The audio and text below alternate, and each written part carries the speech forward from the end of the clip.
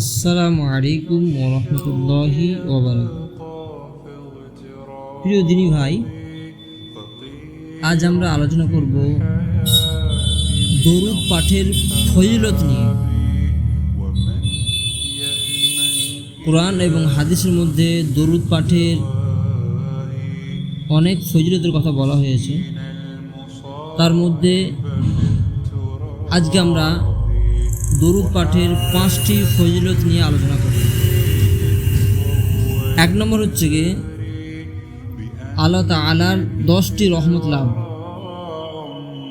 রাসূল সাল্লাল্লাহু আলাইহি সাল্লাম বলেছেন, যে ব্যক্তি একবার দরুদ পড়ে আল্লাহ তার উপর 10টি রহমত বর্ষণ করেন।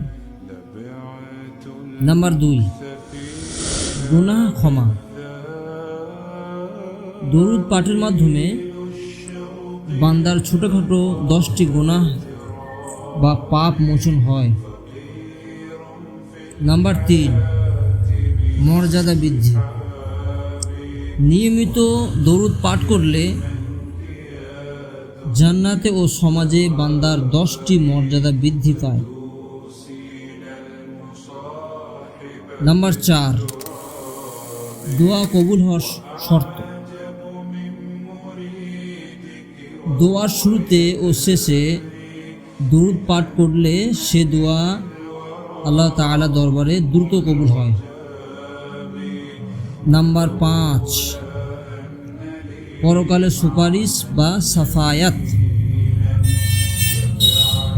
কিয়ামতের দিন রাসূল সাল্লাল্লাহু আলাইহি সাল্লামের সাফায়াত বা সুপারিশ লাভের উপযুক্ত হওয়ার যায় এই দরুদ পাঠের মাধ্যমে। তাই আমরা বিভিন্ন কাজে যেখানেই থাকি সব কিছুর মাঝে আমরা দরুদ পাঠ করি, যাতে কিয়ামতের দিবসে আমরা নবী সাল্লাল্লাহু আলাইহি সাল্লামের সুপারিশ পেতে পারি।